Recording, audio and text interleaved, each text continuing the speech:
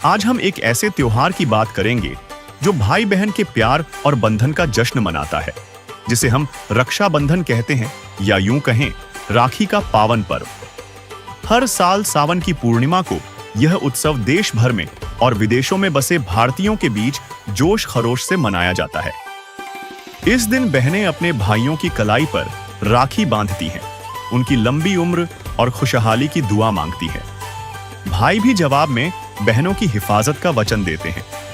मगर रुकिए, क्या यह रंगीन धागा सचमुच हमें हर मुसीबत से बचा सकता है? हर साल राखी का धूमधाम से आयोजन होता है, फिर भी असमय मृत्यु के आंकड़े कम होने का नाम क्यों नहीं लेते? क्या एक धागे की ताकत इतनी है कि वह हमें हर खतरे से ढाल दे, या हमें एक ऐसे रक्षक की तलाश है जो हर मुश्किल में सचमुच साथ दे? तो दोस्तों, आज के इस खास एपिसोड में हम रक्षाबंधन के पीछे छिपे कुछ अनछुए सवालों को टटोलेंगे। हम जानेंगे कि इस पर्व का असली मतलब क्या है और सच्चा रक्षक कौन हो सकता है। क्या हमें अपनी पुरानी परंपराओं पर आंखें बंद करके यकीन करते रहना चाहिए, या वक्त आ गया है कि हम एक ऐसे रक्षक की खोज करें जो हर तूफान में हमारा हाथ थामे? सवाल नंबर 1, रक्षाबंधन का ऐतिहासिक महत्व क्या है और क्या पवित्र ग्रंथ इन परंपराओं का समर्थन करते हैं? दोस्तों, रक्षाबंधन और श्रावण पूर्णिमा के ऐतिहासिक और धार्मिक महत्व की गुत्थी सुलझाने की कोशिश करते हैं। सुनने में आता है कि इस पर्व से जुड़ी कई कहानियां हैं। कोई कहता है कि देवी लक्ष्मी ने राजा बलि को राखी बांधी थी, तो कोई यमराज और यमुना जी की कहानी सुनाता है, जिसमें यमुना जी ने राखी बांधकर अमृतत्व का वरदान पा लिया। हर कोने में एक नई कहानी, हर गली में एक नया किस्सा। फिर श्रावण पूर्णिमा को भगवान शिव और विष्णु की पूजा का भी बड़ा महत्व बताया जाता है। कहते हैं, शिव जी ने समुद्र मंथन का विष पीकर दुनिया को बचाया और विष्णु जी ने वामन अवतार में राजा बलि को पाताल भेजकर प्रजा की रक्षा की। सुनने में तो सब बहुत पवित्र और भव्य लगता है, लेकिन क्या ये कहानियां हमारे शास्त्रों में कहीं लिखी हैं, या ये बस पीढ़ी दर पीढ़ी चलती आई लोक मान्यताएं हैं? जब हम वेदों, गीता और अन्य पवित्र ग्रंथों को खंगालते हैं, तो रक्षाबंधन या श्रावण पूर्णिमा की इन कहानियों का कोई ठोस सबूत नहीं मिलता। जी हां, आपने सही सुना। न राखी बांधने का जिक्र, न इन देवी देवताओं को धागा चढ़ाने की कोई बात। ये सारी परंपराएं लोक कथाओं की देन है, जो भले ही अच्छी लगती हैं, लेकिन शास्त्रों की कसौटी पर खरी नहीं उतरती। हमारे शास्त्र साफ कहते हैं कि सच्ची भक्ति ही रक्षा का रास्ता है, न कि राखी, व्रत या ऐसे अनुष्ठान जो बस लोक मान्यताओं पर टिके हों। हिंदू शास्त्रों में तो व्रत और राखी को शास्त्र विरुद्ध तक कहा गया है, एक तरह का मनमाना आचरण जो काल ब्रह्म ने हमें सच्ची भक्ति से भटकाने के लिए गढ़ा है।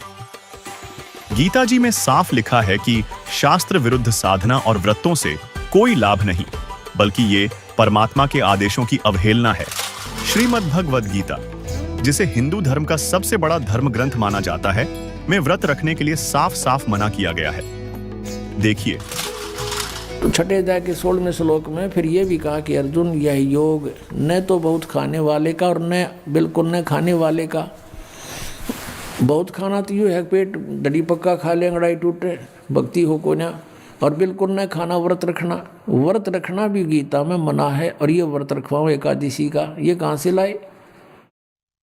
और न बहुत सहन करने वाले, सोने वाले का, और न अधिक जागने वाले का सिद्ध होता है। संत गरीबदास जी ने अमर ग्रंथ साहिब के सुमरण के अंग में कहा है, गरीब कोटिक तीर्थ व्रत करे, कोटि गज करे दान, कोटि अश्व विप्रौं दिए, मिटे न खैंचा तान।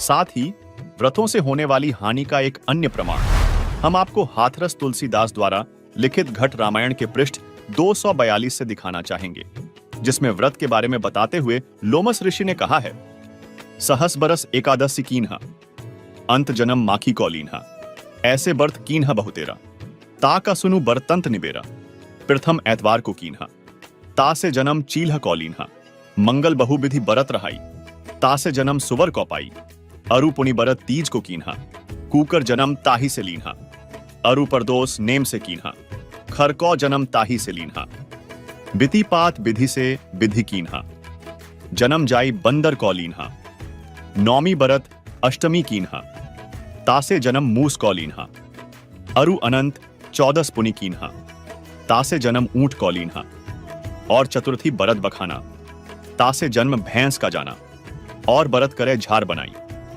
पुनि मुक्ति हमने नहीं पाई। इन वाणियों का अनुवाद भी पढ़ें, जिसमें स्पष्ट लिखा है कि 1000 वर्षों तक एकादशी का व्रत किया और अंत में मक्खी का जन्म लिया। इसी प्रकार अनेक बार अनेक व्रतों को किया, उनका तुम वृत्तांत सुनो। सर्वप्रथम इतवार यानी रविवार का व्रत किया, उससे चील्ह का जन्म मिला। मंगल का व्रत अनेक प्रकार के रूपों में रहा, उससे मुझे सुअर का शरीर मिला।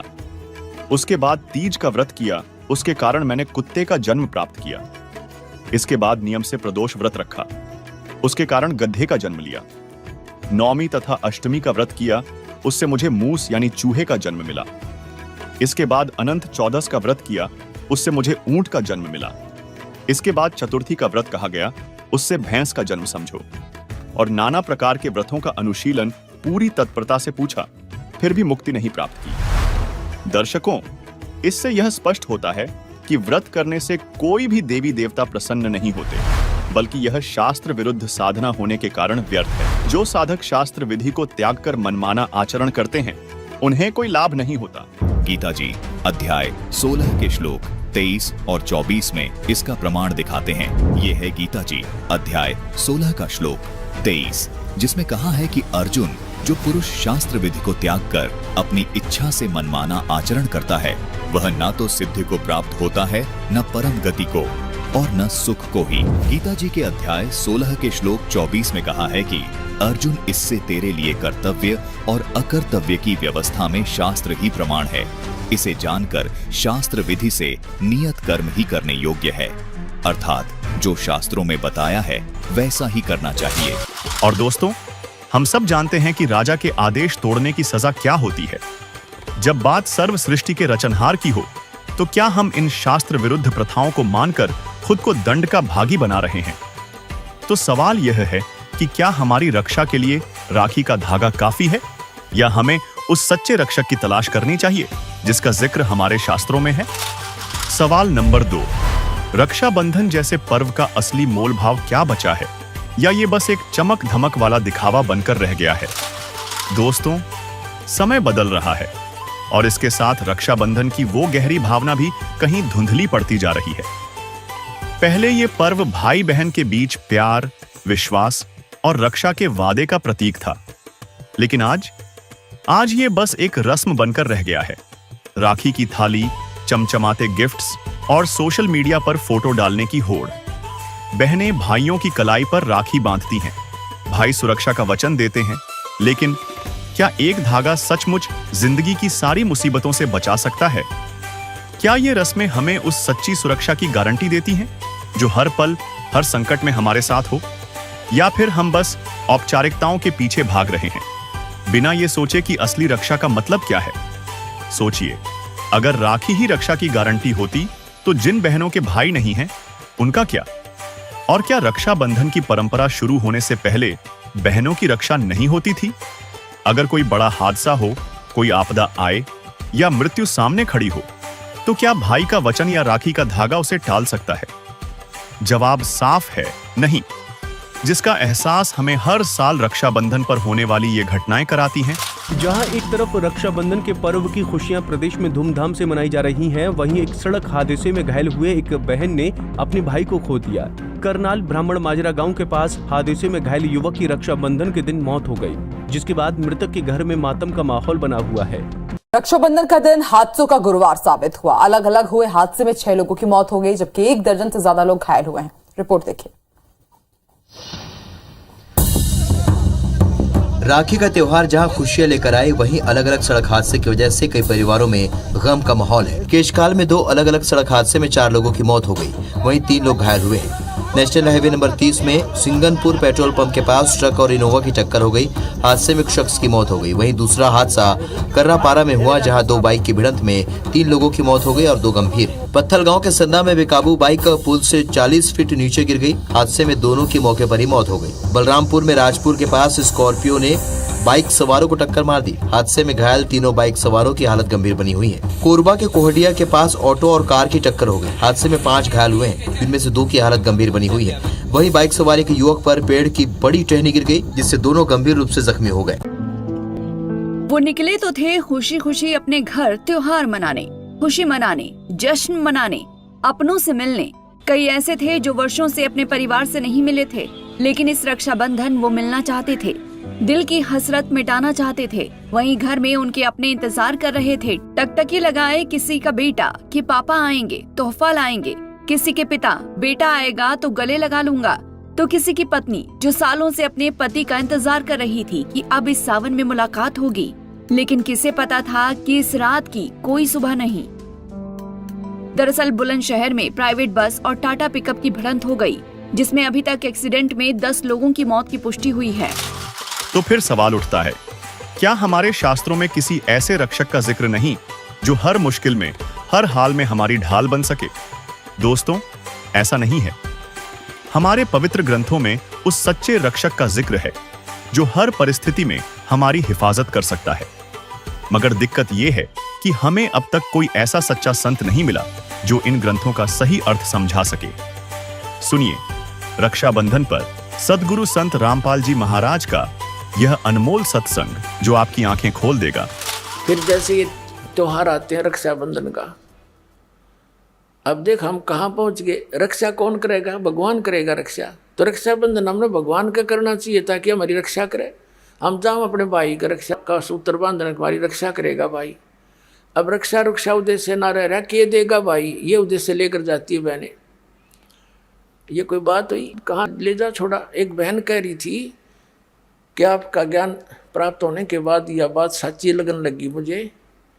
मैं अपने घर गई हुई थी रक्षा बंधन के दिन, अपने भाई का रक्षा बंधन, रक्षा सूत्र। उद्देश्य तो बच्चों पढ़े लिखे पता लगेगा, हम पढ़ते थे भी ये भाई मेरी रक्षा करिए इसलिए धागा बांधती हूँ। तो मैं इंतज़ार कर रही थी, भाई बाजार गया था और उसकी दुर्घटना होगी। भाई की शव आया भाई का घर पे, टक्कर मार रोए सारा परिवार। वो रक्षाबंधन भी गया, वो त्योहार भी बाढ़ में गया और रोना पीटना बुरा हाल हो गया। अब फिर उसको पता चला, वो कहने लगी जब मेरा भाई अपनी रक्षा नहीं कर सका तो मेरी रक्षा कैसे कर देगा। तो उसने दूसरे भाई से कहा कि भाई, जब ज्ञान हो गया उस बेटी ने कि आजा मेरे साथ, तेरी रक्षा भी होगी मेरी भी होगी। भाई उस भगवान के दरबार में नाम ले ले, उसके रक्षा सूत्र बांधेंगे हम अपने भगवान के। कहने का भाव ये है, परमात्मा की शरण प्राप्त होने के बाद इस तरह की दुर्घटनाएं भी टला करती हैं यदि हम नियमित रहेंगे तो। दोस्तों, त्योहारों की ये चकाचौंध, ये 1-2 दिन की खुशी, ये सब अस्थाई है। ये ना तो कोई असली लाभ देता है, ना ही सच्ची रक्षा। असल खुशी, असल सुरक्षा तो सिर्फ पूर्ण परमात्मा की सच्ची भक्ति से मिलती है।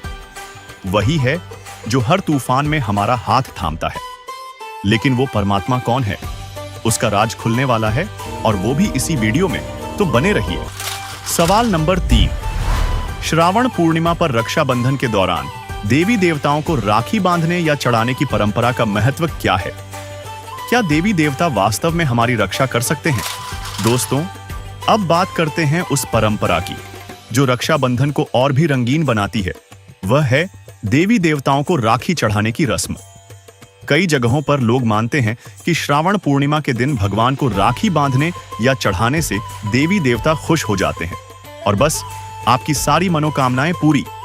सुनने में तो बड़ा अच्छा लगता है, लेकिन क्या सचमुच हमारे देवी देवता राखी के इस धागे से इतने प्रसन्न हो जाते हैं कि वो हमारी हर पुकार सुन लेंगे? क्या वो सचमुच हर मुसीबत में हमारी ढाल बन सकते हैं? चलिए इसकी तह तक जाते हैं। हमारे पवित्र शास्त्रों में साफ लिखा है कि देवी देवता बस हमारे कर्मों का फल दे सकते हैं, न उससे ज्यादा न कम। जी हाँ, गीता जी और पुराणों में ये बात पक्की है कि देवतागण हमारे कर्मों के हिसाब से ही फल देते हैं, न कि राखी चढ़ाने से कोई जादुई चमत्कार होता है। देखिए सचित्र मोटा टाइप श्रीमद् देवी भागवत के 3 स्कंद अध्याय 4 से 5 को, जिसमें श्री विष्णु जी देवी दुर्गा की स्तुति करते हुए कहते हैं, तुम शुद्ध स्वरूपा हो, यह सारा संसार तुम्ही से उद्भासित हो रहा है। मैं विष्णु, ब्रह्मा और शंकर, हम सभी तुम्हारी कृपा से ही विद्यमान हैं। हमारा आविर्भाव अर्थात जन्म और तिरोभाव अर्थात मृत्यु हुआ करता है, अर्थात हम तीनों देव नाशवान हैं। केवल तुम ही नित्य हो, जगत जननी हो, प्रकृति देवी हो। श्रीमद्देवी भागवत के इसी लेख में आगे भगवान शंकर बोले, देवी, यदि महाभाग विष्णु तुम्ही से प्रकट हुए हैं तो उनके बाद उत्पन्न होने वाले ब्रह्मा भी तुम्हारे ही बालक हुए। फिर मैं तमोगुणी लीला करने वाला शंकर क्या तुम्हारी संतान नहीं हुआ? अर्थात मुझे भी उत्पन्न करने वाली तुम ही हो। शिवे, संपूर्ण संसार की सृष्टि करने में तुम बड़ी चतुर हो। इस संसार की सृष्टि, स्थिति और संहार में तुम्हारे गुण सदा समर्थ हैं। उन्हीं तीनों गुणों से उत्पन्न हम ब्रह्मा, विष्णु एवं शंकर नियमानुसार कार्य में तत्पर रहते हैं। दोस्तों, देवी भागवत के इस लेख में शंकर जी स्पष्ट कह रहे हैं कि हम यानी ब्रह्मा, विष्णु व शिव, हम तीनों नियमानुसार कार्य में तत्पर रहते हैं। अर्थात किसी के भाग्य में सुख है तो सुख, दुख है तो दुख प्राप्त होगा, उसमें हम परिवर्तन नहीं कर सकते। साथ ही पवित्र गीता जी तो देवताओं की भक्ति करने के लिए भी मना करती है, जिसे जानने से पहले आपको यह जानना बेहद जरूरी है कि तीन गुण क्या हैं। तभी आपको गीता का वह रहस्य युक्त ज्ञान समझ में आएगा, जिसे संत रामपाल जी के अतिरिक्त किसी ने भी आज तक नहीं बताया। ये तीन गुण कौन है? रजगुण ब्रह्मा, सतगुण विष्णु, तमगुण शिव जी। ये देखिएगा मार्कंडेय पुराण। गीता प्रेस गोरखपुर से प्रकाशित संक्षिप्त मार्कंडेय पुराण के अध्याय 25 में लिखा है कि रजोगुण प्रधान ब्रह्मा, तमोगुण प्रधान रुद्र यानी शिव और सत्व प्रधान यानी सतोगुण प्रधान विश्वपालक विष्णु हैं। ये ही तीन देवता हैं और ये ही तीन गुण हैं। और थोड़ा सा पक्का कर दूं, ये देखिएगा, ये है श्रीमद् देवी भागवत। देखिए, खेमराज श्री कृष्ण दास प्रकाशन, बंबई से प्रकाशित श्रीमद् देवी भागवत भाग 1 के तीसरे स्कंध के अध्याय 5 श्लोक 8 में भगवान शंकर बोले, हे मात, यदि हमारे ऊपर आप दयायुक्त हो तो मुझे तमोगुण क्यों बनाया? कमल से उत्पन्न ब्रह्मा को रजोगुण किस लिए बनाया तथा विष्णु को सतगुण क्यों बनाया? दर्शकों, नीचे संस्कृत को भी देखें, जिसमें स्पष्ट लिखा है, यदि दयार्द्रमणा न सदामबिके कथम हम विहितः च तमोगुणः कमल जश्च रजोगुण संभव सुविहितः किमु सत्वगुणो हरे। इति सिद्धम रजगुण ब्रह्मा, सतगुण विष्णु, तमगुण शिव जी। दर्शकों, मार्कंडेय पुराण और श्रीमद्देवी भागवत के इस उल्लेख से यह स्पष्ट होता है कि तीन गुण यानी रजगुण ब्रह्मा जी, सतगुण विष्णु जी और तमगुण शिव जी हैं। दोस्तों, अभी आपने अपने पुराणों में देखा कि रजगुण ब्रह्मा, सतगुण विष्णु और तमगुण शिव हैं। अब जानते हैं तीनों गुणों की पूजा करने वाले साधकों को गीता ज्ञानदाता ने क्या कहा है। अब ये दास आपको पवित्र श्रीमद् भगवत गीता के अंदर दिखाएगा। गुण तीनों की भक्ति में ये भूल पड़ो संसार, कह कबीर निज नाम बिना कैसे उतरो पार। तीन देव की जो करते भक्ति, उनकी कदे ना होवे मुक्ति। तभी तो हमारे सारे पूर्वज भूत बनवा दिए नज्ञानिया ने, और फिर हमारे से श्राद्ध कटवाओ, तुम्हारे पिताजी स्वर्ग में भूखे हैं। अरे नकलियो, स्वर्ग में जब कुछ है ही नहीं, वो स्वर्ग कहाँ हो गया जिसमें भूखे मरे हमारे पूर्वज? बोला स्वर्ग भेज दिए, गति कर दी उनकी, सारे क्रियाक्रम करे पाछे, और फिर न कहो भूखे हैं उनको ये दान करो। किसा मूर्ख बना रखा था इन्हें। अब ये देखिएगा श्रीमद् भगवत गीता अध्याय नंबर 7 का जयदयाल गोविंद का इसके अनुवादक हैं, गीता प्रेस गोरखपुर से ये छपी है। ये देखिएगा अध्याय नंबर 7 के 1, 2, 3 में गीता ज्ञानदाता कहता है कि अर्जुन, अब ऐसा ज्ञान बताने जा रहा हूँ जिसको जानने के बाद कुछ भी जानना शेष नहीं रहेगा। देखना, अथ सप्तमोऽध्याय 7वां अध्याय प्रारंभ। श्री भगवान उवाच, इसमें कितना भी श्री कृष्ण उवाच नहीं है, भगवान उवाच। ये आप देख रहे हो सामने। अरे कृष्ण जी ने बोली, हे पार्थ, अनन्य प्रेम से मुझ में आसक्त चित्त मेरे प्राण होकर तथा अनन्य भाव से मेरे प्राण होकर योग में लगा हुआ, जिस प्रकार से संपूर्ण विभूति बल ऐश्वर्य आदि गुणों से संपन्न सबके आत्म रूप मुझको संशय रहित जानेगा, उसको सुन। कहते तुम मुझे अच्छी तरह समझ जाएगा वो ज्ञान बताता हूँ। साथ में देगा दूसरा श्लोक, मैं तेरे लिए इस विज्ञान से तत्व ज्ञान को संपूर्णता कहूँगा, जिसको जानकर संसार में फिर कुछ भी जानने योग्य शेष नहीं रह जाता। अध्याय नंबर 7 के और श्लोक नंबर 12 पे, क्योंकि ताज़ा ताज़ा सिद्ध हुआ है कि रजगुण ब्रह्मा है, सतगुण विष्णु, तमगुण शिव जी, ये याद रखना। अब ये गीता ज्ञान दाता ब्रह्म है, काल है, और ये कह रहा है कि और भी जो सतगुण से उत्पन्न होने वाले भाव हैं, सतोगुण यानी विष्णु से सतिथि, और जो रजगुण से तथा तमगुण से, रजगुण ब्रह्मा जी से उत्पत्ति, तमोगुण से संहार शंकर जी से, तमगुण शंकर से संहार होने वाले भाव हैं, उन सबको मुझसे ही होने वाले हैं ऐसा जान, परंतु वास्तव में उनमें मैं और वे मुझ में नहीं है। अब पुण्यात्माओं, इस काल भगवान को 1,00,000 मानव शरीरधारी प्राणियों के शरीर से निकले गंध को खाने का श्राप लगा हुआ है, जिस कारण से इसने अपने तीनों पुत्रों को ये यहाँ की व्यवस्था दे रखी है कि ब्रह्मा जी रजोगुण है, जिसके प्रभाव से हम संतानों उत्पत्ति करते हैं सभी प्राणी विवश होकर के, जीव के बस की नहीं। और सतोगुण श्री विष्णु जी के सतोगुण के प्रभाव से हम एक दूसरे में जकड़े हुए हैं, हमारे अंदर इतनी ममता भर रखी है, हमारे बस का नहीं से दूर हो सके। और तीसरा जो संहार करता है शंकर भगवान, ये भी काल का पुत्र है। तो इन तीनों से ये कहता है कि जो रजगुण से होता है वो ब्रह्मा जी से उत्पत्ति, और विष्णु जी से स्थिति, और शिव जी से संहार, जो कुछ भी हो रहा है इसका निमित्त कारण तो मैं ही हूँ, पर मैं इनके सामने नहीं आता, इनसे अलग रहता हूँ। अब आगे चलते हैं, देखिएगा अध्याय नंबर 7 और श्लोक नंबर आपने 12 पढ़ लिया। और भी जो सतोगुण से उत्पन्न होने वाले भाव हैं, यानी सतिथि, और रजोगुण जो ब्रह्मा से सृष्टि उत्पत्ति, और तमोगुण शंकर से जो संहार होता है, उन सब को मुझसे ही होने वाले हैं ऐसा ही जान, परंतु वास्तव में इनमें मैं और वे मुझ में नहीं है, इनसे बाहर है ये। अब 13वें में कहा है कि गुणों के कार्य रूप सात्विक, राजस और तामस, इन तीनों प्रकार के भाव से, यानी इन्हीं के ऊपर आसक्त ये सारा संसार प्राणी समुदाय मोहित हो रहा है, इन तक सीमित है, ब्रह्मा विष्णु महेश तक। इन तीनों गुणों से, रजगुण ब्रह्मा, सद्गुण विष्णु, तमगुण शिव जी से परे मुझ अविनाशी को नहीं जानता।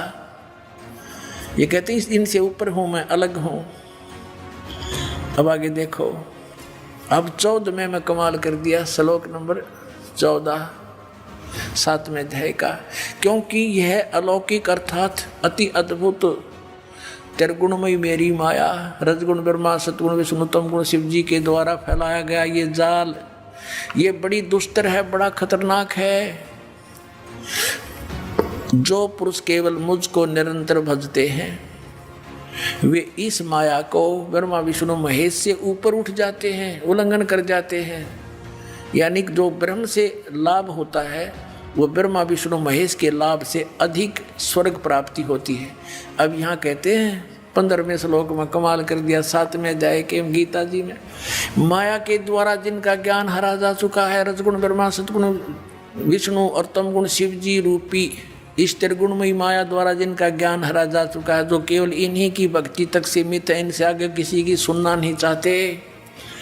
आसुर स्वभाव, राक्षस स्वभाव को धारण किए मनुष्यों में नीच और दूषित कर्म करने वाले मूढ़ लोग, मूर्ख, माम न प्रपदन्ते, मुझको नहीं भजते, यानी जो ब्रह्मा विष्णु महेश तक की भक्ति में लगे रहते हैं, उनके बारे में क्या बताया है कि असुर स्वभाव को धारण किए हुए मनुष्यों में नीच और तरह के जो वही हो,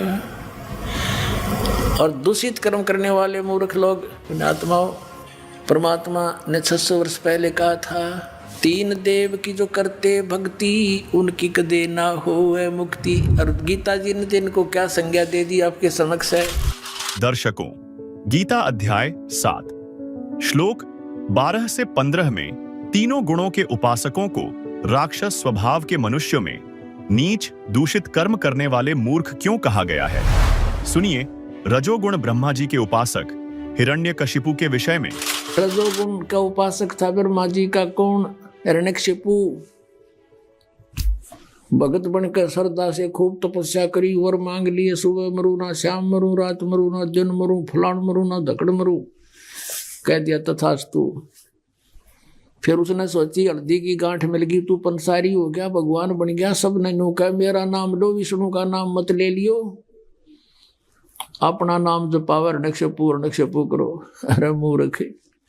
अब भगवान ने उसके घर में भेज दिया खम्ब प्रहलाद, और वो नो कहा नहीं पिताजी, हिरण्यकशिपु भी कोई मंत्र होता है, भगवान के नाम से लाभ होगा। पिता पुत्र का झगड़ा हो गया इससे बात पे, और ऐसे जुल्म किए उस पुण्यात्मा के साथ, उस राक्षस स्वभाव को धारण किए हुए मनुष्यों में नीच दूषित कर्म करने वाले मूर्ख हिरण्यकशिपु ने, ब्रह्मा रजगुण के उपासक ने। अब यहाँ कहते हैं, अब क्या बताते हैं, सूक्ष्म वेद में कहा परमात्मा ने कि हिरण्यकुश छाती तोड़वाई और ब्राह्मण बाणा और कर्म कसाई।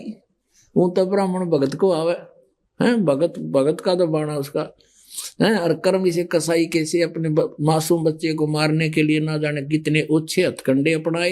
हिरण्यकशिपु छाती तोड़वाई और ब्राह्मण बाणा कर्म कसाई। रजोगुण का उपासक था, राक्षस कहलाया हिरण्यकशिपु। अब सुनिए तमोगुण शिव जी के साधक भस्मासुर के बारे में। एक भस्मागिरी नाम का साधक था, तपस्वी था, तमोगुण श्री शिव का उपासक।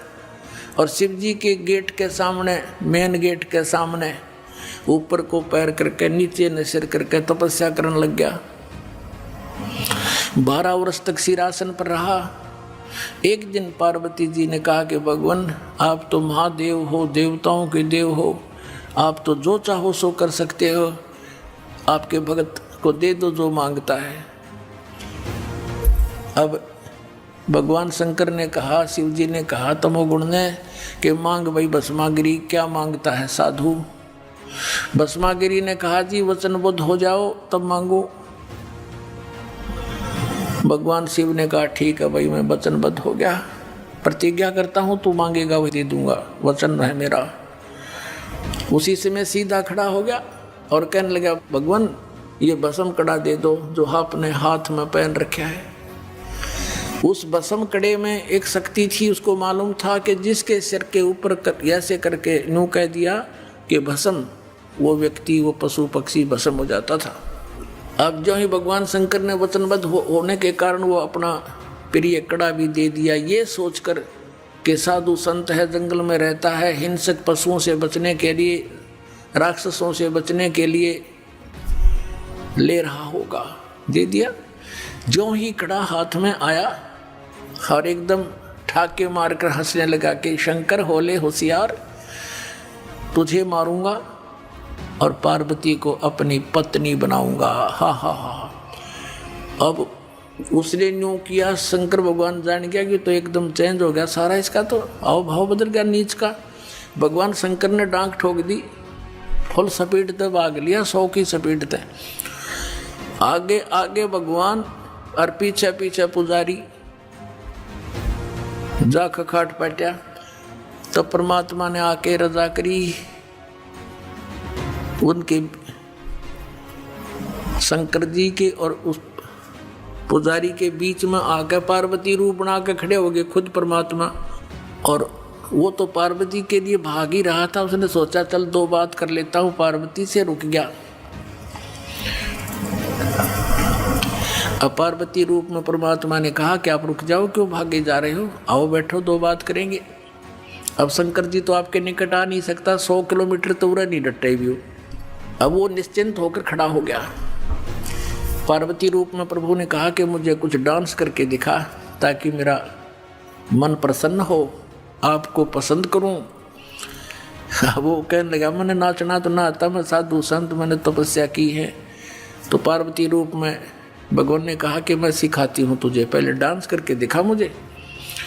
इस हाथ को ऐसे कर, इस पैर को ऐसे कर, इसको ऐसे कर, इसको ऊपर ला, इसको नीचे कर। धीरे धीरे जिस हाथ में उसको कड़ा था वो सिर पर आ गया ना, तो उस बूढ़ी बूझ के जब कह दिया भस्म, वो भस्मागिरी नष्ट हुआ।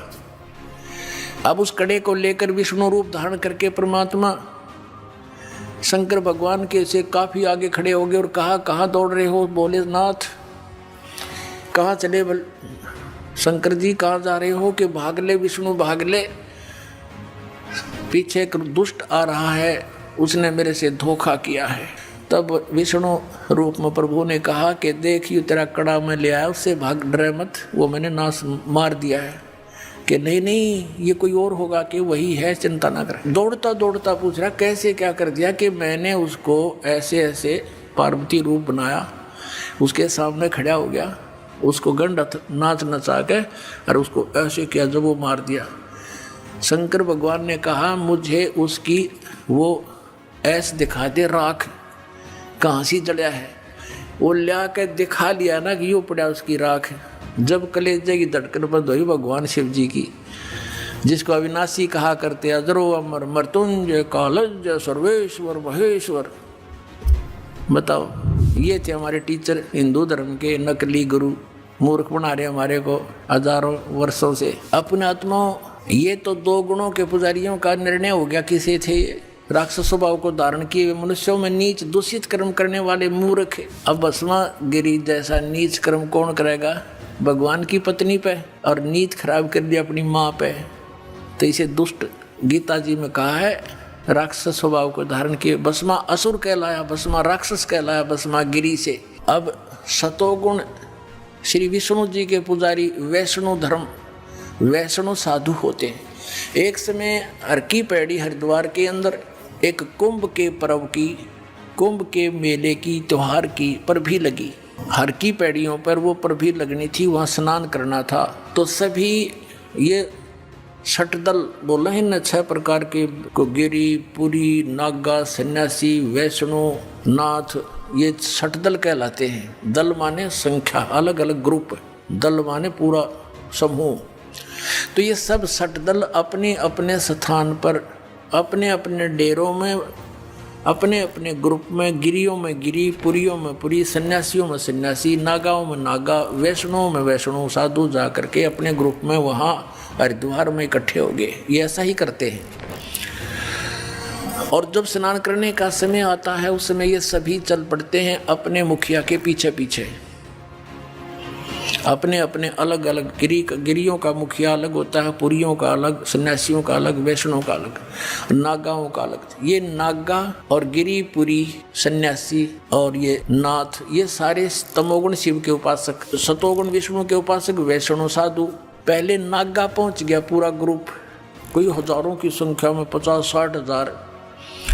और हर की पैड़ी पर नहाने के लिए पोजीशन पकड़ के पहले स्नान करने लगे। पीछे से आगे वैष्णव का समूह पूरा।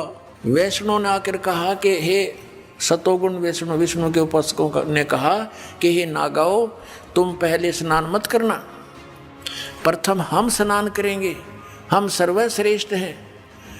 नागा कहने लगे नहीं, हम सर्वश्रेष्ठ हैं, हम प्रथम स्नान करेंगे, हम त्यागी और बैरागी हैं, हम नी इच्छा रहते हैं, हम वस्त्र तक भी ग्रहण नहीं करते और हम सर्वश्रेष्ठ हैं, हम प्रथम स्नान करेंगे। अब वैष्णव साधु कहने लगे वो संत कि तुम काहे के श्रेष्ठ हो, हैं? तुम नंगे फिरते हो पशु की तरह, राख लपेटे रहते हो, आज तुम नहाने वाले बन गए, शरण फिरो, टट्टी के हाथ भी ना धोते तुम, आज प्रथम स्नान करने पर तुल गए हो। अब इतनी बात से वो क्षुब्ध हो गए। कौन? नागा। भगवान भूल गए, वो कुंभ का मेला की पर्व भी भूल गए, उल्टे फिर गए एकदम। और उसने उनके बाल पकड़ दिए, उसने उनके गुट्टम गुट्टा, फिर तलवार निकाल लाए, तीर मारे एक दूसरे के, पूरी छुरी घोंप दे, कत्लेआम कर दिया। 25,000 ये त्रिगुणोपासक कटका मर गए वहाँ हर की पैड़ी हरिद्वार के अंदर। ओए होए। अब इसके विषय में सुख संवेद में कहा है, तीर तुपक तलवार कटारी जमदड़ जोर बधावे हैं, हर पैड़ी हर हेत न जाण्या वाजा तेग चलावे हैं, काटे शीस नहीं दल करुणा ये जग में साध कमावे हैं, जो जन इनके दर्शन को जावे उनको भी नरक पठावे हैं। ओए होए। 4 पंक्तियों में निर्णय दे दिया सुख संवेद में परमात्मा ने, कबीर भगवान ने, के तीर तुपक तलवार कटारी और डट के लठ बजावे हैं, जमदड़ जोर बजावे हैं, और हर पैड़ी हर हेत नहीं जाना, अर की पैड़ी कहें भगवान की छाती पे कत्लेआम कर डाला। हर पैड़ी हर हेत नहीं जाने वहाँ जा तेग यानी तलवार चलावे हैं और काटे शीश नहीं दल करुणा ये जग में साधक मावे हैं। इन्हें तुम संत भी कहते हो। और जो जन इनके दर्शन को जावे उनको भी नरक पठावे। उन भी ये पाठ पढ़ाओगे, ऐसे उनको बना देंगे। आज तक ये कैसा जुल्म करते रहे, हिंदू मुसलमानों को मार डालते हैं इन्हीं के बहकाए हुए, और मुसलमान हिंदुओं का काट डालते हैं और काजी और मुल्लाओं के बहकाए हुए। तो पुण्यात्माओं, जब तक हम तत्व ज्ञान से परिचित नहीं होंगे, हमारी ऐसे ही ये हमारी दुर्बुद्धि बनाए रखते हैं, हमारा दुरुपयोग करते हैं ये मूर्ख लोग अपने स्वार्थ के वास्ते। ये गुरु अब हर पैड़ी हर हेत नहीं जाने वहाँ जाते एक चलावे हैं और काटे शीश नहीं दल करुणा दया नहीं इनके अंदर। अरे न साधु कहो तुम, ये जग में साधक वहाँ हैं। दर्शकों, अभी आपने तीनों गुणों रजगुण ब्रह्मा, सतगुण विष्णु और तमगुण शिव जी के उपासकों के विषय में जाना। यही वजह है कि इन तीनों गुणों के उपासकों को गीता अध्याय 7 श्लोक 12-15 में राक्षस स्वभाव के मनुष्यों में नीच दूषित कर्म करने वाले मूर्ख कहा गया है। यानी तीनों गुणों अर्थात रजगुण ब्रह्मा, सतगुण विष्णु और तमगुण शिव जी की साधना व्यर्थ है। और अगर बात रक्षा की करें तो थोड़ा सोचिए, हम श्री राम और श्री कृष्ण जैसे विष्णु अवतारों के जीवन को देखें जिन्हें तमाम कष्ट झेलने पड़े, या फिर भस्मासुर की कहानी याद करें जिसमें शिव जी को अपनी जान बचाने के लिए इधर उधर भागना पड़ा। अब बताइए, जब ये देवता अपनी रक्षा में इतने लाचार थे तो क्या वो हमारी हर मुसीबत में हमें बचा लेंगे? ये तो वही बात हुई कि जिसके पास छाता नहीं वो बारिश में हमें कैसे बचाएगा। गीता जी में तो साफ साफ देवताओं की भक्ति को मना किया गया है। शास्त्र कहते हैं कि सच्ची भक्ति और रक्षा का रास्ता कहीं और है, लेकिन हम हैं कि राखी, व्रत और रस्मों के चक्कर में फंसकर असली रक्षक को भूल बैठे। तो सवाल यह है कि जब देवी देवता ही हमारी पूरी रक्षा नहीं कर सकते, तो क्या हमें उस सच्चे रक्षक की तलाश नहीं करनी चाहिए जो हर हाल में, हर संकट में हमारा साथ दे? सवाल नंबर 4, आखिर वो सच्चा रक्षक, वो पूर्ण परमात्मा कौन है जो न सिर्फ हमारी रक्षा कर सकता है बल्कि हमारी आयु भी बढ़ा सकता है? दोस्तों, समाज में तो परमात्मा को लेकर जितने लोग उतनी बातें। कोई शिव जी को पूर्ण परमात्मा मानकर माथा टेकता है, कोई विष्णु जी को सर्वोपरि ठहराता है, तो कोई कहता है परमात्मा तो निराकार है। लोग शास्त्रों को किनारे रखकर मनमानी भक्ति में डूबे हैं, कभी राखी, कभी व्रत, कभी अनुष्ठान। लेकिन सवाल यह है कि क्या इन सब का बोझ ढोने से सचमुच वो आत्मिक सुख मिलता है? क्या इनसे जिंदगी की रक्षा हो पाती है? जवाब है नहीं। क्यों? क्योंकि लोग उन भगवानों की पूजा में लगे हैं जो पूर्ण परमात्मा है ही नहीं। ये तो वैसा ही है जैसे गलत नंबर डायल करके सही इंसान से बात करने की उम्मीद करना। हमारे पवित्र वेद और शास्त्र साफ बताते हैं कि सच्चा रक्षक वही पूर्ण परमात्मा है जो हर संकट में हमारी ढाल बन सकता है। लेकिन उसका नाम क्या है? लोग तो बस अनुमान के घोड़े दौड़ा रहे हैं। वेदों में उस सच्चे परमात्मा का जिक्र है जो न सिर्फ हमारी जिंदगी को सुरक्षित रखता है बल्कि हमें असली आध्यात्मिक सुख भी देता है।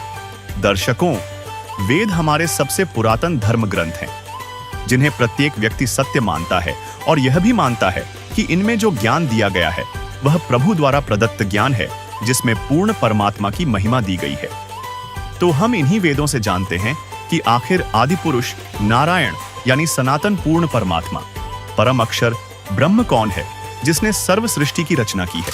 दर्शकों, इस सृष्टि के सृजनहार के विषय में ऋग्वेद मंडल एक सूक्त 1 मंत्र 5 में कहा गया है कि सर्व सृष्टि रचनहार कुल का मालिक कबीरदेव अर्थात कबीर परमात्मा है, जो तेजोमय शरीर युक्त है, जो साधकों के लिए पूजा करने योग्य है, जिसकी प्राप्ति तत्वदर्शी संत के द्वारा बताए वास्तविक भक्ति मार्ग से देव स्वरूप भक्त को होती है। फिर ऋग्वेद मंडल 9 सूक्त 94 मंत्र 3 में वेद ज्ञान दाता ने कहा है कि जो पूर्वोक्त परमात्मा कवियों की भूमिका करके अपना तत्व ज्ञान प्रदान करता है वह कबीरदेव अर्थात कबीर प्रभु है, जिसकी प्रभुता सर्व ब्रह्मांडों के प्रभुओं पर है। वह सदा एक रस रहता है अर्थात मरता व जन्मता नहीं है। वह मनुष्य सदृश्य शरीर से सुशोभित है। वहीं अथर्ववेद कांड 4 अनुवाक 1 मंत्र 7 में लिखा है कि जो परमेश्वर अचल अर्थात वास्तव में अविनाशी सबसे बड़ा स्वामी अर्थात परमेश्वर आत्मा का आधार जो पूर्ण मुक्त होकर सतलोक गए हैं, उनको सतलोक ले जाने वाला, सर्व ब्रह्मांडों का रचनहार, काल ब्रह्म की तरह धोखा न देने वाला ज्यों का त्यों वह स्वयं कबीरदेव अर्थात कबीर प्रभु है। यही परमेश्वर सर्व ब्रह्मांडों व प्राणियों को अपनी शब्द शक्ति से उत्पन्न करने के कारण माता भी कहलाता है तथा पिता तथा भाई भी वास्तव में यही है तथा परमेश्वर भी यही है। दर्शकों, वेदों के इन सभी प्रमाणों से स्पष्ट हुआ कि वास्तव में पूर्ण परमात्मा परम अक्षर ब्रह्म कबीर परमात्मा है, जिन्होंने इस सृष्टि को बनाया और उन्हीं की शास्त्र अनुकूल भक्ति करने से हमारी आयु बढ़ सकती है। दर्शकों, अब आपको बताते हैं कि कबीर जी परमात्मा क्यों हैं तथा उनके परमात्मा होने का प्रमाण किन किन धर्म ग्रंथों में दिया गया है तथा उनको परमात्मा सिद्ध करने वाले गवाह कौन कौन हैं। जैसे हमारे देश के प्रधानमंत्री के शरीर का नाम तो अन्य होता है और पद का नाम प्रधानमंत्री होता है, ठीक इसी प्रकार कबीर परमात्मा अर्थात कबीर देव सतलोक में सतपुरुष रूप में सिंहासन पर राजा के समान विराजमान हैं, जो कि चारों युगों सतयुग, त्रेता युग, द्वापर युग और कलयुग में सह शरीर प्रकट होते हैं। सतयुग में सत सुकृत कह टेरा, त्रेता नाम मुनीन्द्र मेरा, द्वापर में करुणामय कहाया, कल युग नाम कबीर धराया। कबीर परमात्मा सतयुग में सत सुकृत नाम से आए, त्रेता युग में मुनीन्द्र ऋषि रूप में आए, द्वापर युग में करुणामय नाम में आए तथा कलयुग के 49,106 वर्ष बीत जाने के बाद सन 1398 में कबीर परमात्मा आध्यात्मिक शिक्षा का केंद्र माने जाने वाली प्रसिद्ध काशी नगरी में अपने वास्तविक कबीर नाम से प्रकट हुए तथा वेदों में वर्णित परमात्मा की लीला के अनुसार कवियों की तरह आचरण करते हुए अपने तत्व ज्ञान का प्रचार दोहों कविताओं के माध्यम से करना प्रारंभ किया। दर्शकों, यहाँ आपको स्पष्ट कर दें कि जिस तरह तुलसीदास जी ने रामचरितमानस के बालकांड दोहा 143 की चौपाई 3 में वेद को वेद लिखा है, ठीक इसी प्रकार वेदों में परमात्मा का नाम कबीरदेव है, जिन्हें स्थानीय भाषा में संतों ने कबीर साहिब कहा है तथा संस्कृत में कबीर को कबीर ही लिखा जाता है। यह संस्कृत के इन विद्वानों द्वारा ही लिखा गया है। दर्शकों, अब देखिए कबीर परमात्मा के ढेरों प्रमाण ऋग्वेद से। ऋग्वेद मंडल 9 सूक्त 31 मंत्र 2, ऋग्वेद मंडल 9 सूक्त 20 मंत्र 1, ऋग्वेद मंडल 9 सूक्त 96 मंत्र 17, ऋग्वेद मंडल 9 सूक्त 86 मंत्र 26, ऋग्वेद मंडल 9 सूक्त 82 मंत्र 2, ऋग्वेद मंडल 1 सूक्त 1 मंत्र 5, ऋग्वेद मंडल 1 सूक्त 11 मंत्र 4, ऋग्वेद मंडल 1 सूक्त 188 मंत्र 1। दर्शकों, अब देखिए कबीर परमात्मा के ढेरों प्रमाण यजुर्वेद से। यजुर्वेद अध्याय 40 मंत्र 8, यजुर्वेद अध्याय 5 मंत्र 32, यजुर्वेद अध्याय 29 मंत्र 25, यजुर्वेद अध्याय 28 मंत्र 34। दर्शकों, अब देखिए कबीर परमात्मा के ढेरों प्रमाण सामवेद से। सामवेद मंत्र संख्या 30, सामवेद मंत्र संख्या 359, सामवेद मंत्र संख्या 822, सामवेद मंत्र संख्या 920, सामवेद मंत्र संख्या 935, सामवेद मंत्र संख्या 968, सामवेद मंत्र संख्या 1094, सामवेद मंत्र संख्या 1131, सामवेद मंत्र संख्या 1175, सामवेद मंत्र संख्या 1204, सामवेद मंत्र संख्या 1250, सामवेद मंत्र संख्या 1286, सामवेद मंत्र संख्या 1318, सामवेद मंत्र संख्या 1400, सामवेद मंत्र संख्या 1562, सामवेद मंत्र संख्या 1711, सामवेद मंत्र संख्या 1774। दर्शकों, अब देखिए कबीर परमात्मा के ढेरों प्रमाण अथर्व वेद से। अथर्व वेद कांड 4 अनुवाक 1 मंत्र 7, अथर्व वेद कांड 5 अनुवाक 1 मंत्र 5, अथर्व वेद कांड 5 अनुवाक 12 मंत्र 1, अथर्व वेद कांड 5 अनुवाक 13 मंत्र 1, अथर्व वेद कांड 7 अनुवाक 14 मंत्र 1, अथर्व वेद कांड 8 अनुवाक 3 मंत्र 20, अथर्व वेद कांड 9 अनुवाक 9 मंत्र 15, अथर्व वेद कांड 13 अनुवाक 1 मंत्र 11, अथर्व वेद कांड 18 अनुवाक 3 मंत्र 63, अथर्व वेद कांड 20 अनुवाक 77 मंत्र 3। दर्शकों, अभी आपने चारों वेदों से कबीर परमेश्वर जी का प्रमाण देखा। आइए अब देखते हैं अन्य सदग्रंथों में कबीर साहिब जी का प्रमाण। ये है श्रीमद् भगवद गीता अध्याय 8 श्लोक 9 में कबीर परमेश्वर का स्पष्ट प्रमाण है। ये है रामचरितमानस अयोध्या कांड दोहा 109 की चौपाई 4 में कबीर परमेश्वर की ओर इशारा किया गया है। दर्शकों, ये थे सनातन धर्म के प्रमाणित पवित्र सदग्रंथों से कबीर परमेश्वर जी का प्रमाण। अब देखते हैं मुस्लिम धर्म की पाक पुस्तकों में कबीर परमेश्वर यानी कि अल्लाह कबीर के प्रमाण। दर्शकों, कबीर परमात्मा को अरबी भाषा में कबीरन, कबीरा, कबीरू, खबीरा, खबीरन आदि कहकर संबोधित किया गया है। आइए अब देखते हैं कुरान शरीफ से ढेर सारे प्रमाण। ये है कुरान शरीफ। कुरान शरीफ के सूरत फुरकान 25 आयत 52, 58, 59 में अल्लाह कबीर का प्रमाण है। इसके साथ ही सूरत बकरा 2 आयत 234, 271, सूरत इमरान 3 आयत 153, 180, सूरत निसा 4 आयत 34, 35, 128, 135, सूरत अनाम 6 आयत 18, 73, 103, सूरत हूद 11 आयत 1, 3, 111, सूरत इसरा 17 आयत 30, 31, 96, सूरत हज 22 आयत 62, सूरत लुकमान 31 आयत 16, 29, 30, 34,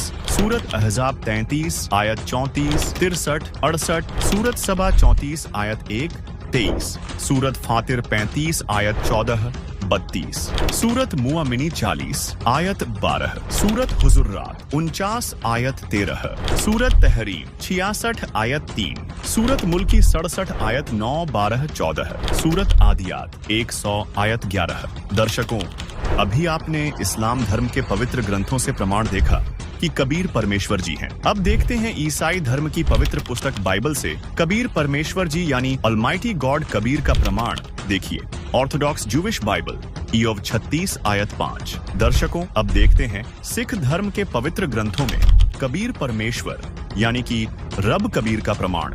देखिए, यक अर्ज गुफ्तम पेश तो दर घोष कुन करता, हक्का कबीर करीम तू बेब परवरदिगार, नानक बुगोयद जनु तुरा तेरे चाकराम पाखाक। गुरु ग्रंथ साहिब पृष्ठ 1350, 487। दर्शकों, अभी आपको चारों धर्मों के पवित्र ग्रंथों से कबीर परमेश्वर जी के प्रमाण दिखाए गए। अब देखते हैं अन्य प्रमाण जिससे सिद्ध होता है कि परमात्मा का नाम कबीर ही है। ये है कबीर सागर। इसमें स्वयं कबीर साहिब जी ने गोरखनाथ से ज्ञान चर्चा के दौरान अपना भेद बताया था। देखिए, ये प्रमाण अवधु अविगत से चल आया, कोई मेरा भेद मर्म नहीं पाया, ना मेरा जन्म न गर्भ बसेरा, बालक नए दिखलाया, काशी नगर जल कमल पर डेरा, तहाँ जुलाहे ने पाया, माता पिता मेरे कछु नहीं, न मेरे घर दासी, जुल्हा को सुत आन कहाया, जगत करे मेरी हांसी, 5 तत्व का धड़ नहीं मेरा, जानू ज्ञान अपारा, सत्य स्वरूपी नाम साहिब का, 100 है नाम हमारा, अधर दीप सतलोक गगन गुफा में, तहाँ निज वस्तु सारा, ज्योति स्वरूपी अलख निरंजन, ब्रह्म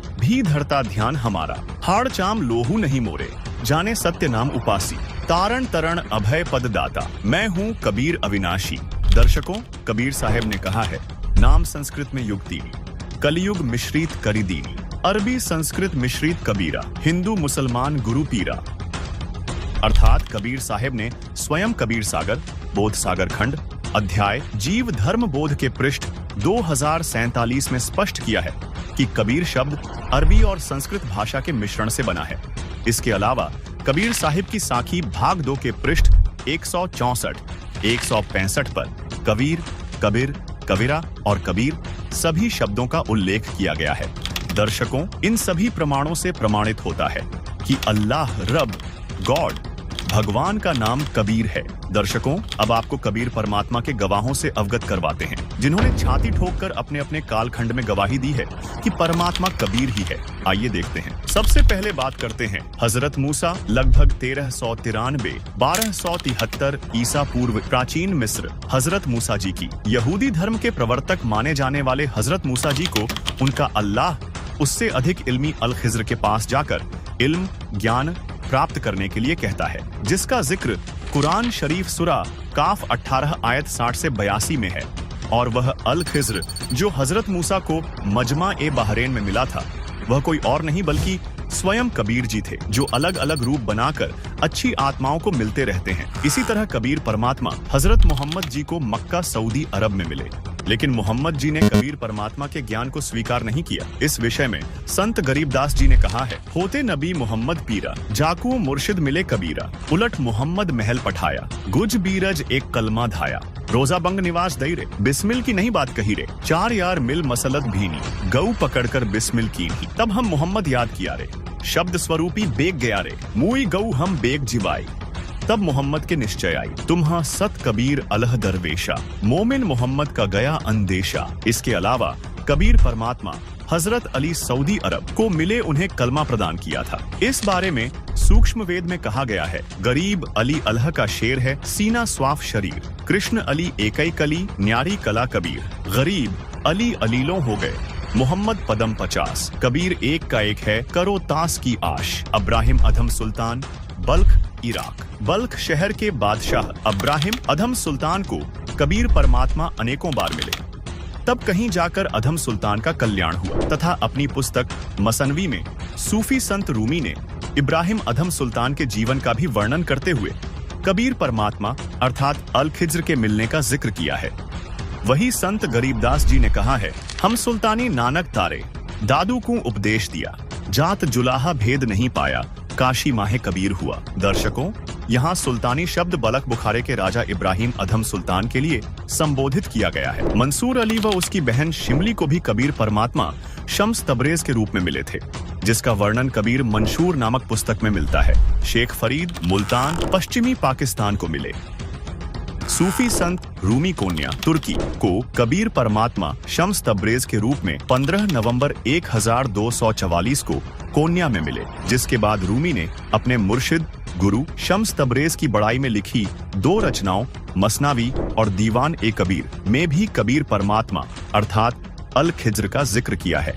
संत नामदेव पुंडरपुर महाराष्ट्र को कबीर परमात्मा एक संत रूप में पुंडरपुर में मिले। उनके साथ अनेक चमत्कार किए। स्वामी रामानंद जी काशी उत्तर प्रदेश को सभी कबीर जी का गुरु मानते हैं, जबकि वास्तविकता यह है कि गुरु परंपरा बनाए रखने के लिए कबीर जी ने गुरु शिष्य की लीला की थी। वास्तव में तो स्वामी रामानंद जी स्वयं कबीर जी को अपना गुरु मानते थे।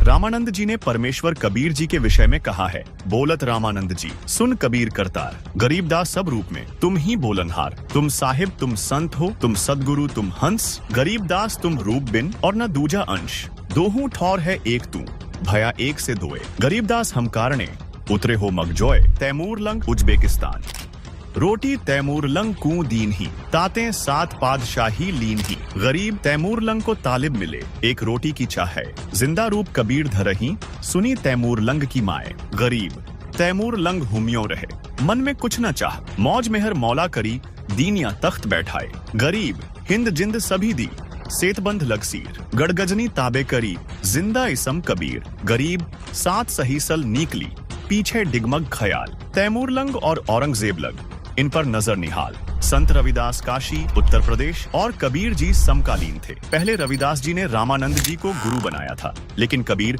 परमात्मा की समर्थता से परिचित होकर उन्होंने कबीर जी को अपना गुरु स्वीकार किया था। गरीब अनभय कठी रैदास को मिल गए पीर कबीर, मगर बीच झगड़ा मंडिया पाया नहीं शरीर। धर्मदास जी मध्य प्रदेश।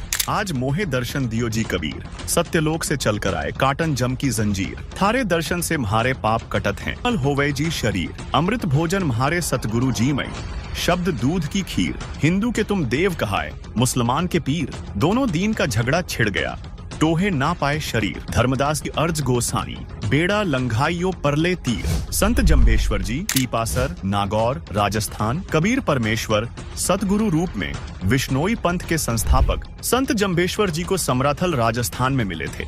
उन्होंने कहा है, जहाँ जहाँ पवन आसन पाणी आसन चंद आसन सूर आसन गुरु आसन समराथले। गुरु नानक देव जी तलवंडी वर्तमान ननकाना साहिब पश्चिमी पाकिस्तान। सिख धर्म की पवित्र पुस्तक भाई बाले वाली जन्म साखी के पृष्ठ 198 पर एक काजी रूकनदीन सूरा के प्रश्न का उत्तर देते हुए श्री नानक देव जी ने कहा है, खालक आदम सिरजिया आलम बड़ा कबीर, कायम दायम कुदरती सिर पीरां दे पीर, सैयदे करे खुदाई नू आलम बड़ा कबीर। दादू दयाल जी कबीर परमात्मा दादू जी को सन 1551 में आमेर राजस्थान में मिले। जिन मोकू निज नाम दिया सोई सतगुरु हमार, दादू दूसरा कोई नहीं, कबीर सृजनहार। मलूक दास जी इलाहाबाद उत्तर प्रदेश। जपोरे मन परमेश्वर नाम कबीर, एक समय गुरु बंसी बजाई कालंदरी के तीर, सुरनर मुनि थक गए रूक गया दरिया नीर, काशी तज गुरु मगहर आए दोनों दीन के पीर, कोई गाड़े कोई अग्नि जरावे ढूंढा न पाया शरीर, चार दाग से सतगुरु न्यारा अजरो अमर शरीर। दास मलूक सलूक कहत हैं खोजो खसम कबीर। संत गरीबदास जी गांव छुड़ानी जिला झज्जर, हरियाणा। कबीर परमेश्वर संत गरीबदास जी को सन 1727 में मिले। उन्होंने कहा है, अनंत कोटि ब्रह्मांड का एक रति नहीं भार। सतगुरु पुरुष कबीर हैं कुल के सृजनहार। गरीब परमेश्वर एक कबीर है, दूजा नहीं आधार। दास गरीब सकल सृष्टि का, यों ही सृजनहार। गरीब मात पिता जाके नहीं, नहीं जन्म प्रमाण। यौह पूर्ण ब्रह्म कबीर है, करता हंस अमान। गरीब जिसको कहते कबीर जुलाहा, सब गति पूर्ण अगम अगाहा। संत घीसादास जी गांव खेखड़ा, जिला मेरठ, वर्तमान जिला बागपत,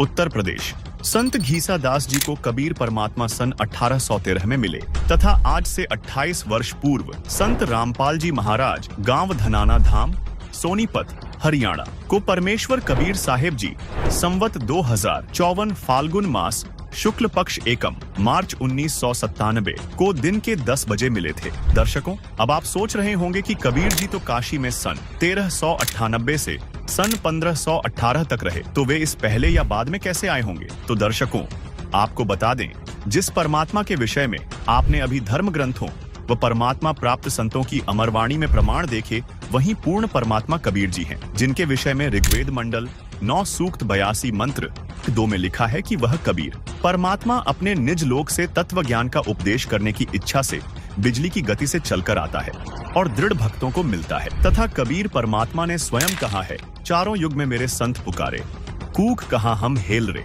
हीरे माणिक मोती बरसें, यह जग चुकता ढेल रे। गरीब खुरासान काबुल किला, बगदाद बनारस एक। बलख और बिलायत लग, हम ही धारें भेष। अर्थात जैसे काशी बनारस शहर में कुछ समय रहे, ऐसे ही बगदाद में रहे। बगदाद से मंसूर निकाला, बनारस से रामानंद का उद्धार किया, बल्ख शहर से सुल्तान इब्राहिम इब्न अधम को निकाला। बिलायत यानी इंग्लैंड तक हम परमेश्वर कबीर जी ही वेश बदलकर लीला करते हैं। इससे सिद्ध होता है कि 600 वर्ष पूर्व काशी में जुलाहे की भूमिका करने वाले कबीर जी वास्तव में परमात्मा हैं। दोस्तों, अभी तक आपने तो केवल यह जाना कि कबीर जी परमात्मा हैं, जिन्होंने सर्व सृष्टि की रचना की। अब हम उस रहस्य से भी पर्दा उठाने जा रहे हैं जिसे संत रामपाल जी महाराज ने अपने सत्संगों में उजागर किया है, और वह रहस्य है कि कबीर परमात्मा ही पापों का नाश करने वाला है तथा संकटों से हमारी रक्षा करने वाला है। यकीन नहीं होता ना? तो चलिए अब हम अपने पवित्र वेदों में ही देखते हैं कि परमात्मा पाप नाश कर सकता है या नहीं। देखिए यजुर्वेद अध्याय 8 मंत्र 13। दर्शकों, यजुर्वेद अध्याय 8 मंत्र 13 में 6 बार लिखा है कि परमात्मा साधक के घोर पाप का भी नाश कर सकता है। स्वयं पढ़िए यजुर्वेद अध्याय 8 मंत्र 13, जिसमें लिखा है कि वेदों को बोलने वाला ब्रह्म कह रहा है कि हे पूर्ण ब्रह्म, आप सत भक्ति करने वाले भद्र पुरुष संत ऋषि द्वारा किए हुए पाप के क्षमा अर्थात विनाश करने वाले हो। साधारण व्यक्ति के किए हुए पाप के विनाश करने वाले हो। सत भक्ति चाहे पिता करे, उस पिता के किए हुए पाप के विनाश करने वाले हो। शास्त्र अनुकूल साधना चाहे कोई स्वयं करे, उसके अपने किए हुए पाप के विनाश करने वाले हो। और तो और आप पाप के पाप अर्थात घोर पाप के विनाश अर्थात क्षमा करने वाले हो। जो सतभक्ति करने वाला पाप चाहे शिक्षित अर्थात पंडित या अशिक्षित करे, उसके तथा सर्व सतभक्ति स्तुति करने वालों के पाप के विनाश करने वाले हो। जिससे स्पष्ट होता है कि संत रामपाल जी महाराज जी की यह बात सत्य है कि परमात्मा घोर पाप का भी नाश कर देता है। चलिए अब देखते हैं यजुर्वेद अध्याय 5 मंत्र 32 को और जानते हैं कि वह परमात्मा कौन है जो पापों का नाश कर अपने भक्त का जीवन सुखी कर देता है। देखिए दर्शकों, यजुर्वेद अध्याय 5 मंत्र 32 में लिखा है कि जो पूर्ण शांतिदायक है वह पाप का शत्रु अर्थात पाप विनाशक कबीर है। 2 स्थानों पर वास करता हुआ दुखदायी काल लोक में रहने वालों के कर्म बंधन का शत्रु अर्थात बंदी छोड़ रक्षा के लिए तुरंत आने वाला है। पवित्र करने वाला वायु के तुल्य है। सभा में अर्थात ओंकार ब्रह्म के 21 ब्रह्मंडों यानी ब्रह्म, ब्रह्मा, विष्णु, शिव तथा देवी देवताओं आदि की सभा है में जैसे चूहों की सभा में बिलाव की तरह शक्तिशाली राजाधिराज अर्थात कुल मालिक है। सर्व ऊर्जा स्रोत परमेश्वर वायु अर्थात प्रत्येक जीव का प्राणाधार है। आकाश के गुण शब्द रूप में अविनाशी है। जगत को त्यागने वाला अंतर्यामी जाना माना अर्थात सर्वविदित है। हवन में आहुति दिए घी का जैसे प्रारूप बदल जाता है अर्थात अधिक लाभदायक हो जाता है, ऐसे भक्ति से भक्त के गुण बदलने वाला स्वयं प्रकाशित सतलोक में रहने वाला है। भावार्थ है कि जो पूर्ण शांतिदायक है वह पाप नाशक परमेश्वर कबीरदेव यानी कबीर साहिब है।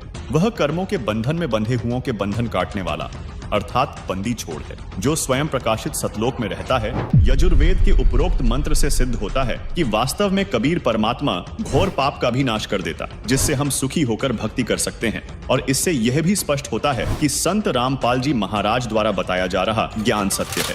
साथ ही ऋग्वेद मंडल 9 सूक्त 86 मंत्र 26 में लिखा है कि यज्ञ यानी धार्मिक अनुष्ठान अर्थात पूजा करने वाले भक्तों के लिए परमेश्वर सब रास्तों को सुगम करता हुआ उनके कष्टों को समाप्त करता है और साधक के पाप नाश करके शुद्ध करता है। अपने तेजोमय रूप को सरल यानी हल्के प्रकाश युक्त करके कबीरदेव यानी कबीर परमात्मा विद्युत यानी आकाशीय बिजली के समान तीव्र गति से चलकर आता है। बिजली की तरह क्रीड़ा करता हुआ श्रेष्ठ पुरुषों यानी नेक आत्मा भक्तों को मिलता है।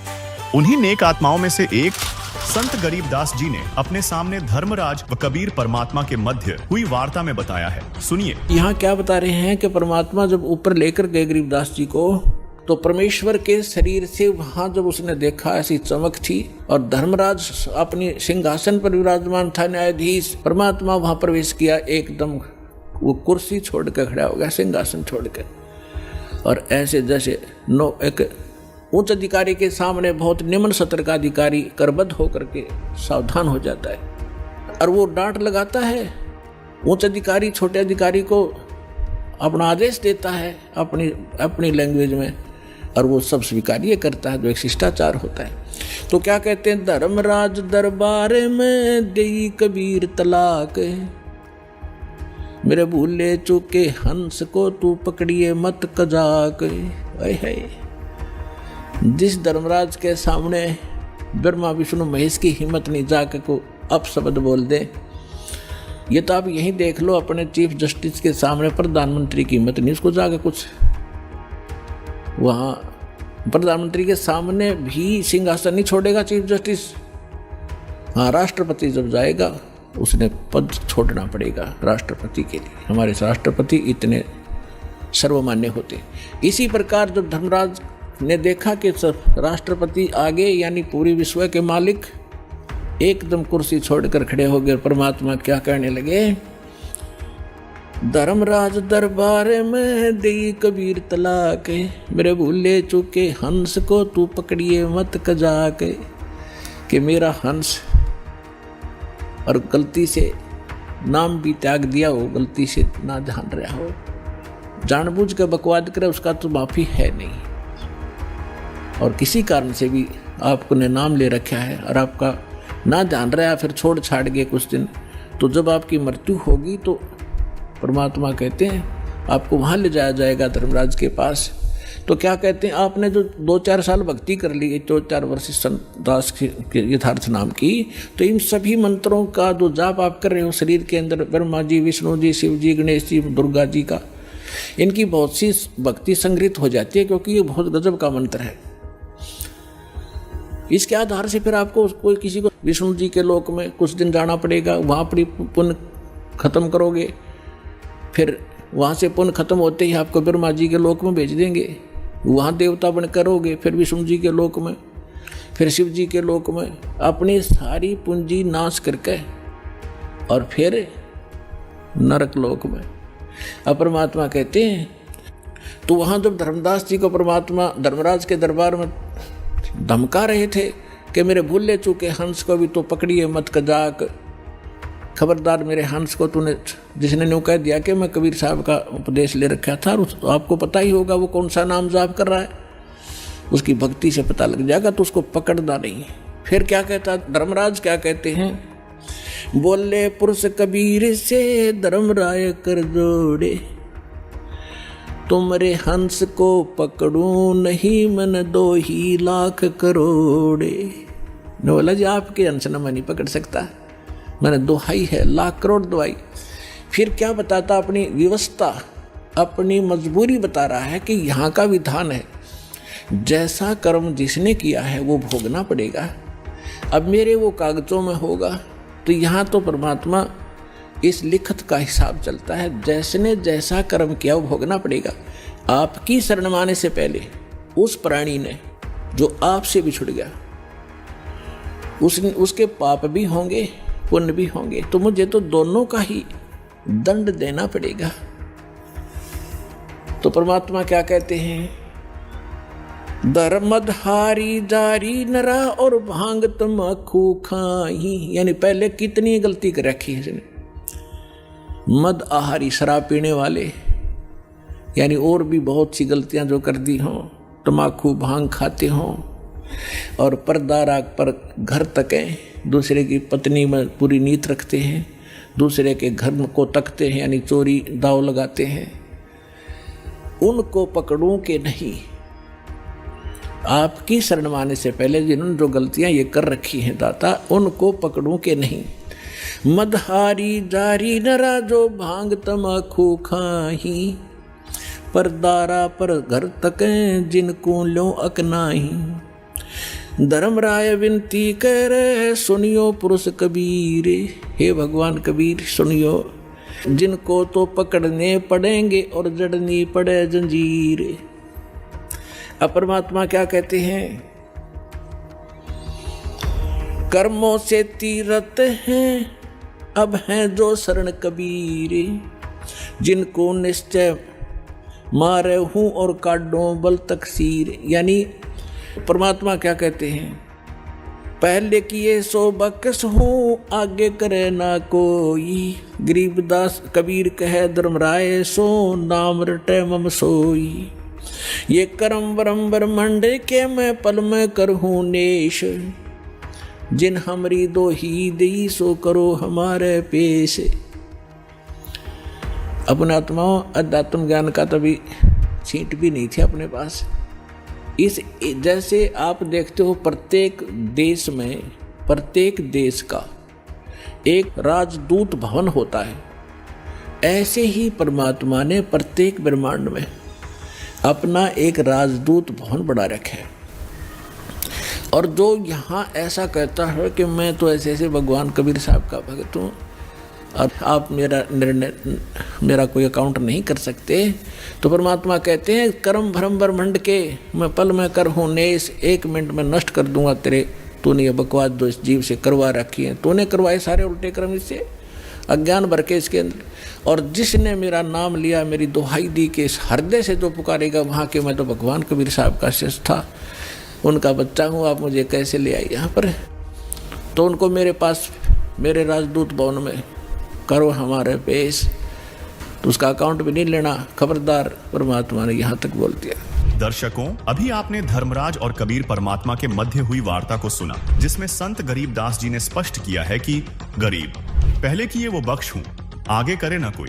कबीर कहे धर्मराय से नाम रटई मम सोई, गरीब कर्म भ्रम ब्रह्मंड के पल में करहूं नेश, जिन हमरी दो ही दई सो करो हमारे पेश। यानी कबीर परमात्मा धर्मराज से कहते हैं कि जो पाप कर्म मेरी शरण में आने से पहले किए थे उनको क्षमा कर दूंगा, आगे वह भक्त पाप कर्म नहीं करेगा। अर्थात जो हमारी सच्ची भक्ति पूर्ण संत से लेकर करेगा उसके सर्व पाप नाश कर दूंगा।